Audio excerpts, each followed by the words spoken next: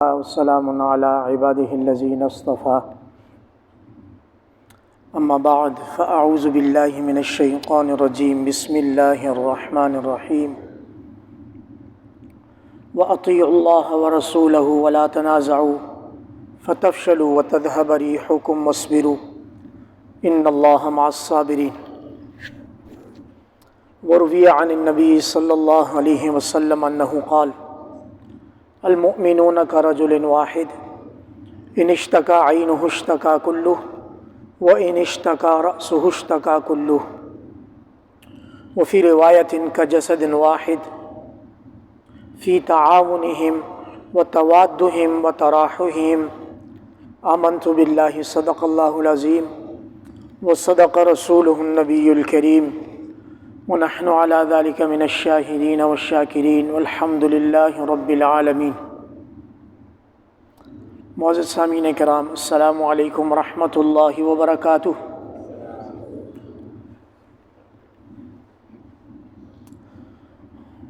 فی زمانہ ہم لوگ جن کیفیات میں زندگی گزار رہے ہیں، جن حالات میں زندگی گزار رہے ہیں، مجموعی طور پر وہ اتنے زیادہ مطمئن اور پرکیف نہیں ہیں، بلکہ دل میں ایمان رکھنے والا مسلمان اس وقت ایک بے چینی کے شکار ہے. اور اس کی وجہ یہ ہے کہ مغرب میں فلسطین اور غزہ کے مقام پر ہمارے مسلمان بھائیوں کا خون بہایا جا رہا ہے. یہی وجہ ہے، بالکل یہی وجہ ہے کہ ایک عام مسلمان جو دل میں ذرہ برابر ایمان بھی رکھتا ہے، وہ اس وقت بے چین ہے کہ اپنی دعاؤں کے ساتھ ساتھ کس طرح ان لوگوں کی مدد کی جائے. دعاؤں کے علاوہ وہ کیا کیا ذرائع ہیں جن کو اختیار کر کے ان کی مدد کی جا سکتی ہے. ایک بڑی تعداد مسلمانوں کی یہ ہے، اور اللہ رب العزت کو مسلمانوں کی یہ کیفیت مطلوب ہے. اس کے ساتھ ساتھ مقدار میں چند ہی صحیح، لیکن کچھ مسلمان ایسے بھی ہیں جو فی زمانہ اس ساری صورتحال کو بہتر نہیں سمجھتے. ان کی سوچ میں کچھ فرق ہے، اور گویا وہ وہاں کے جو مزاحمتی گروہ ہے، جو اپنی زمین، اپنے خاندانوں کے تحفظ کے لیے مزاحمت، مسلح جدوجہد کر رہا ہے، کچھ لوگ وہ اس حرکت کو، اس تحریک کو ناکامی اور نادانی سمجھتے ہیں کہ ان کو سرے سے یہ کام ہی نہیں کرنا چاہیے، اس سے مسلمانوں کا خون بہہ رہا ہے. اور ایسی سوچ رکھنے والے اکثر لوگ وہ ہیں جو مغرب میں تھوڑا بہت ٹائم گزار کے آئے ہوئے ہیں.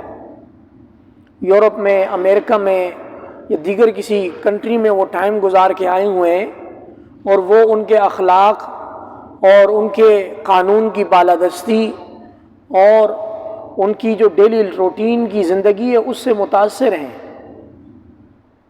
ہم بھی اہل مغرب جو اپنی روایات کو قائم رکھتے ہیں، امن کو اور انصاف کو بالادست رکھتے ہیں، وہاں اپنے محلوں میں مسلمانوں کا خیال رکھتے ہیں، اس ساری کیفیت میں ہم بھی ان کی تعریف کے معترف ہیں کہ وہ لوگ اپنی ڈیلی لائف میں بہت اچھے ہیں.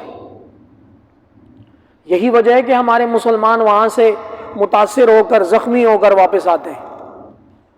جی ہاں، چاہے جائے کہ وہ وہاں اس معاشرے میں جا کر ہمارے مسلمان کو اپنے دین پر عمل کرنے میں جو دشواریاں یہاں پیش ہیں، وہ مغرب میں جا کر تو نہیں ہے. وہ وہاں جا کر اعلیٰ قسم کا مسلمان بن سکتا ہے. وہاں فرقہ واریت نہیں ہے، وہاں تعصب لسانیت نہیں ہے.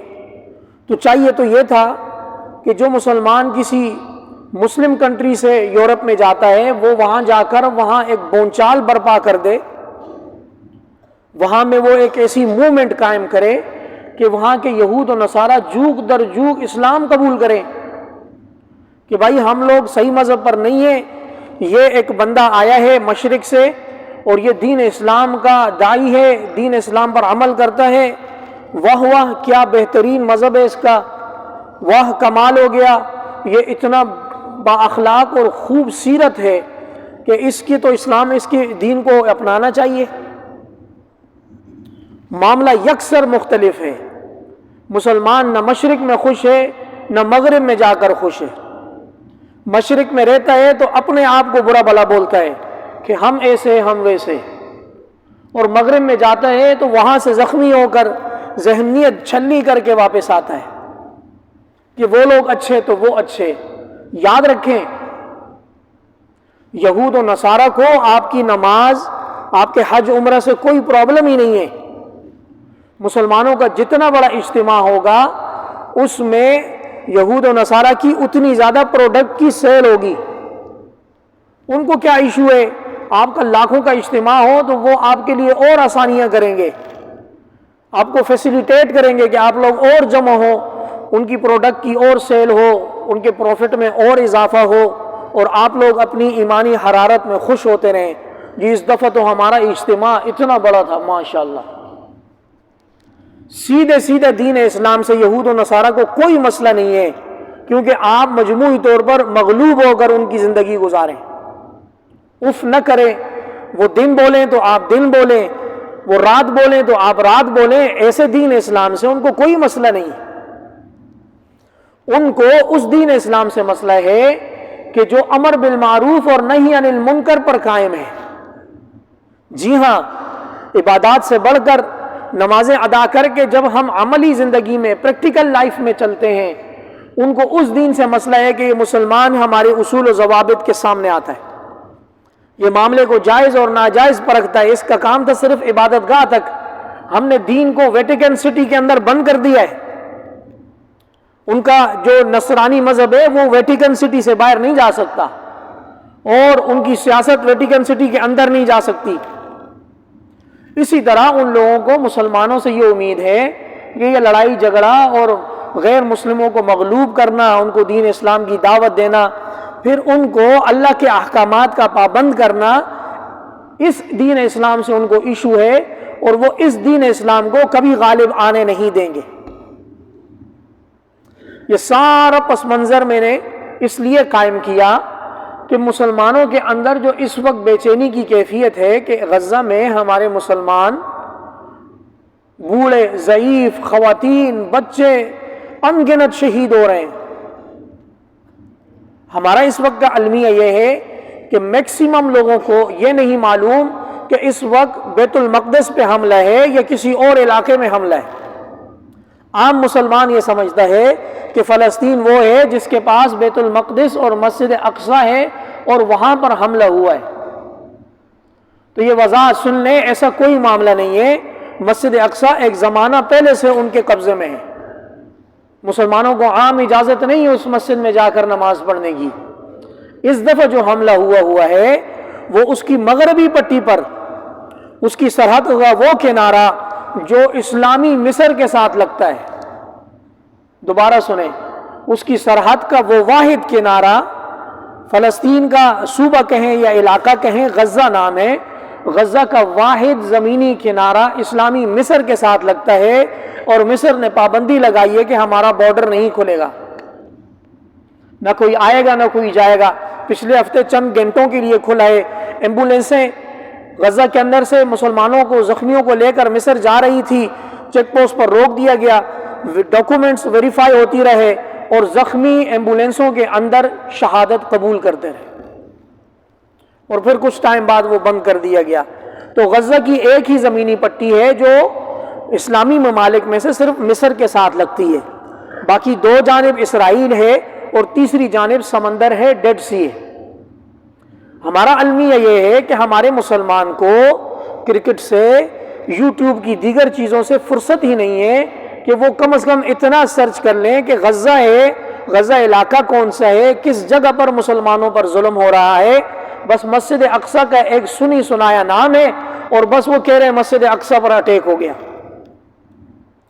میرے معزز، میرے محترم سامعین، مسجد اقصی ایک زمانہ پہلے ان کے قبضے میں ہے، اور آج نصارہ جو عیسائی ہیں وہ مسلمانوں کو طعنہ دے رہے ہیں کہ ہم نے مسجد اقصی کی چابی آپ کے پاکیزہ خلیفہ دوم حضرت عمر کے ہاتھ میں دی تھی، امانت کا تقاضا یہ تھا اگر آپ سے نہیں سنبھل سکتی تو آپ ہمیں واپس کرتے، یعنی نصرانیوں عیسائیوں کو واپس کرتے۔ آپ نے مسجد بیت الاقدس مسجد اقصی اٹھا کر یہودیوں کی گولی میں ڈال دی۔ یہ نصرانی بھی ہم پر طعن و تشنیع کر رہے ہیں۔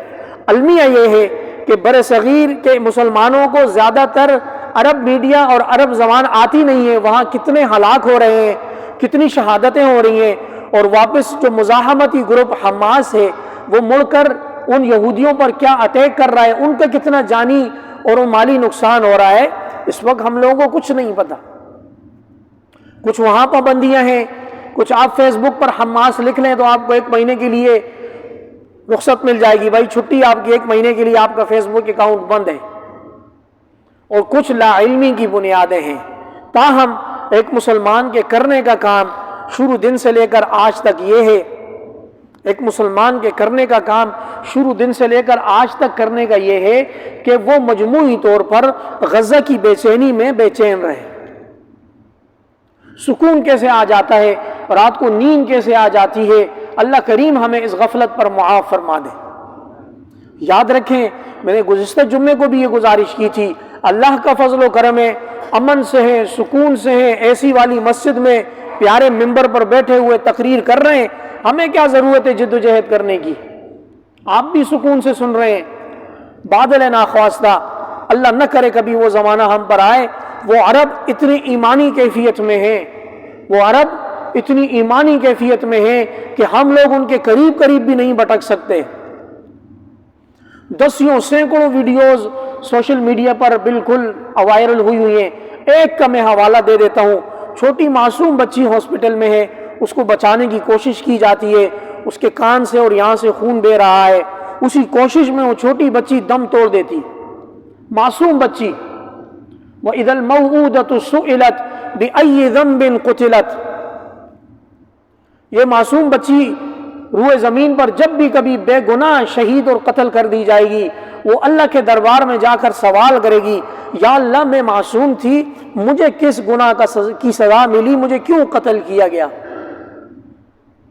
تو وہ چھوٹی سی بچی جس کو بچانے کی کوشش کی گئی وہ دم توڑ گئی، تو اس کا والد یا اس کو کوئی رشتہ دار وہ اس کا جسد خاکی اٹھا کر ایسے آسمان کی طرف بلند کرتا ہے اور اللہ سے کہتا ہے ارضیت یا رب، اے رب ہم نے اس معصوم کو خون دیا، کیا تو ہم سے راضی ہے؟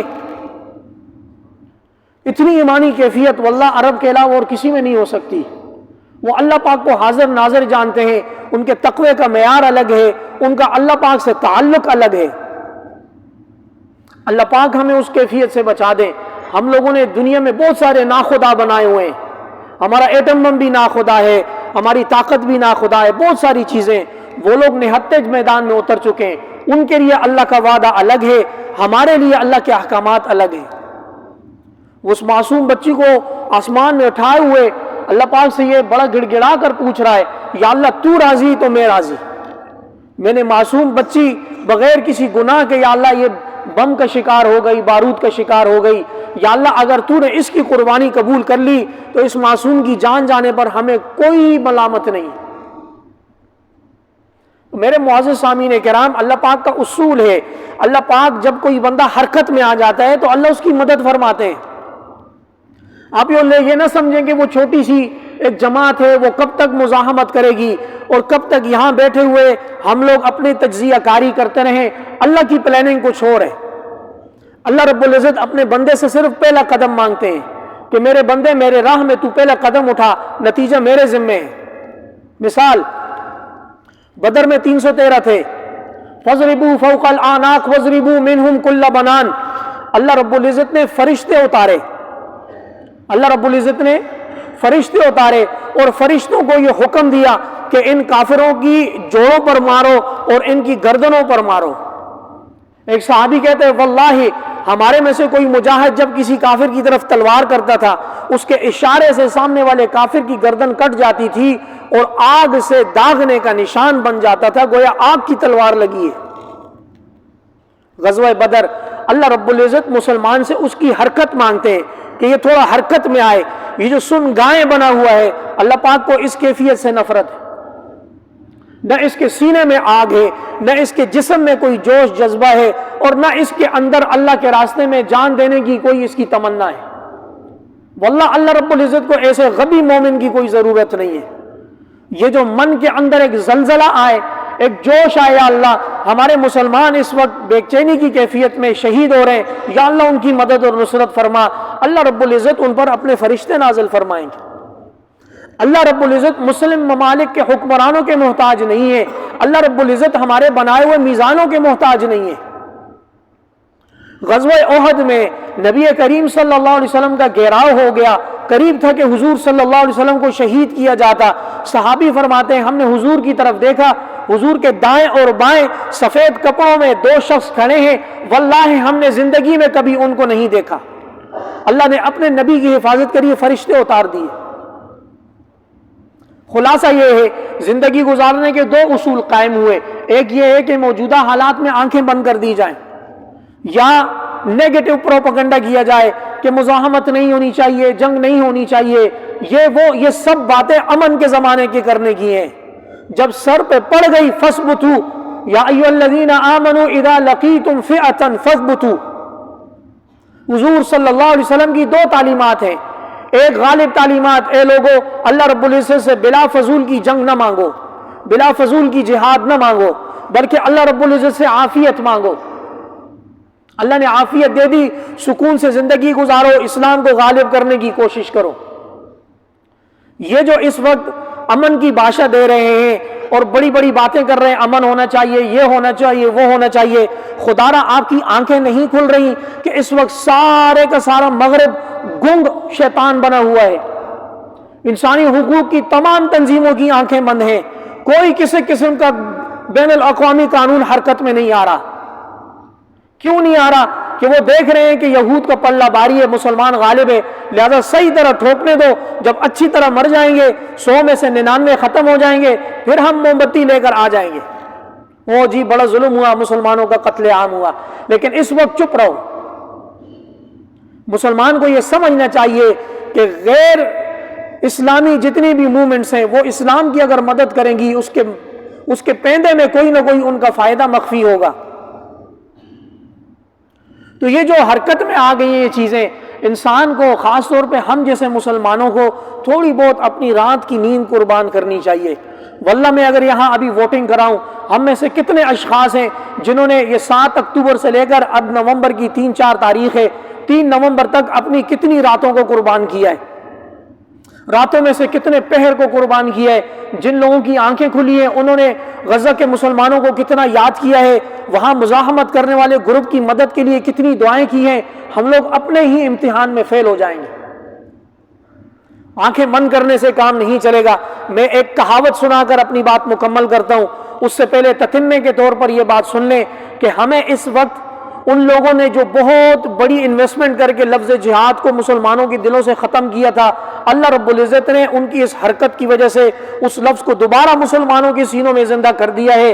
ہر مسلمان اس بات کا یقین رکھتا ہے کہ اگر اس پلینٹ ارتھ پہ مسلمان کی اگر عزت اسلام کے 5 ارکان کے بعد کسی رکن میں چھپی ہوئی ہے، کسی رکن کے ساتھ جڑی ہوئی ہے، تو وہ ہے اللہ کا ڈنڈا جس کو جہاد بولتے ہیں. فساد الگ چیز ہے، دہشت گردی الگ چیز ہے. اللہ کے کلمہ بلند کرنے کے لیے اللہ کے راستے میں جان نچھاور کرنے کے عمل کو جہاد کہتے ہیں، اور یہ قیامت تک جاری رہے گا. لا يزال من امتی امت قائمۃ بامر اللہ لا یضرهم من خذلهم ولا من خالفهم. اللہ پاک کا فرمان ہے کہ روئے زمین پر میری جو مخلوق ہے اس میں ایک جماعت ایسی ہوگی جو مسلسل اللہ کے نام پر جہاد کرتی رہے گی.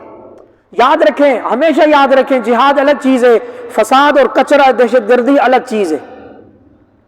تو یہ جو چنگاری جاگی ہوئی ہے اس کو ایک زندہ رکھیں، اپنی نسلوں میں منتقل کریں، اپنی اولاد کو بتائیں بیٹا یہ ایک عمل ہے جو اسلام نے اس کو جاری رکھا ہے، وقت ضرورت اس کو استعمال کرنا پڑتا ہے. اس کی مثال خاص طور پر ایسی ہے جب ڈاکٹر ڈائگنوز کر دیتے ہیں بھائی آپ کے جسم کے اس حصے میں 4th اسٹیج کا کینسر ہے، یا تو کیمو کراؤ یا اس حصے کو کٹوا دو.